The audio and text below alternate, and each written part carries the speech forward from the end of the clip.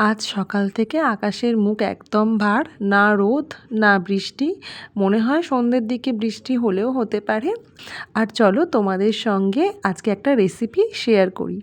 চিকেনের রেসিপি। চিকেনটা আমরা অল্প করেই আনিয়েছিলাম, একবেলার মতো।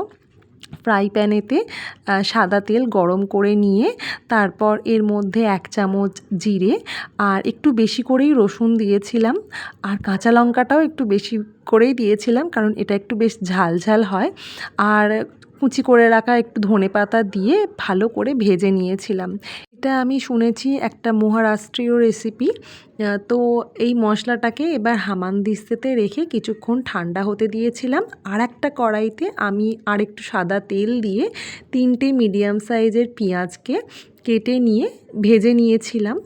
পেঁয়াজটা একটু লাল লাল হয়ে এলেই তখন আমি চিকেনগুলো এর মধ্যে অ্যাড করেছিলাম। চিকেনগুলো ভালো করে পেঁয়াজের সঙ্গে মিশিয়ে নিয়েছিলাম। তারপর এই মশলাটা ঠান্ডা হয়ে এলে এটা ভালো করে থেঁতিয়ে নিয়েছিলাম। এই রেসিপিটার নাম হচ্ছে থেঁচা চিকেন বা থেঁচা যেটা বলে আর কি। তো মশলাটা আমি তখন চিকেনের সঙ্গে দিয়ে নিয়েছিলাম। পুরো মশলাটা দিইনি, অল্প একটু মশলা রেখেও দিয়েছিলাম আমি পরে দেওয়ার জন্য। তো এখানে মশলাটাকে ভালো করে মিশিয়ে কষিয়ে নিচ্ছিলাম। তারপর দিয়ে নিয়েছিলাম স্বাদ মতো নুন আর ফেটিয়ে রাখা টক দই। আমি টক দইটাকে মিক্সিতেই ফেটিয়ে নিয়েছিলাম। তো এখানে টক দইটা দিয়ে ভালো করে কষিয়ে নিচ্ছিলাম। তারপর জল ছাড়াই এমনি ঢাকা চাপা দিয়ে মাংসটা সেদ্ধ হতে দিয়েছিলাম। 10 মিনিট সেদ্ধ হওয়ার পর দেখো বেশ টক দই থেকেও সুন্দর জল ছেড়ে দিয়েছে। আর আমি এখানে জাস্ট একটু নিজে থেকে হলুদ অ্যাড করেছিলাম। তারপর যে রেখে দেওয়া যে মশলাটা ছিল সেটাও আমি দিয়ে নিয়েছিলাম। আর হামানদিস্তাটাতে একটুখানি জল দিয়ে এখানে জলটাও অ্যাড করেছিলাম। তারপর আরও কিছুক্ষণ কষিয়ে 5 মিনিট মতো ঢাকা চাপা দিয়ে রেখে দিয়েছিলাম। আর আমি এটা তন্বীর পাকশালা থেকে শিখেছি এই রান্নাটা। তো এখানে প্রায় আমাদের থেঁচা চিকেন রেডি।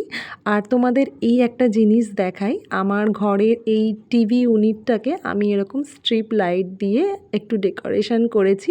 লাইটটা অনেক দিন আগে থেকেই কিনে আনা ছিল, কিন্তু আঠার জন্য লাগানো হচ্ছিল না। ফাইনালি কাল রাত্রে এটাকে সেট করেছি। আর এই যে এই ফ্রেমটা আমার সবথেকে পছন্দের, এই ফ্রেমটা আমার অ্যানিভার্সারিতে পাওয়া গিফট।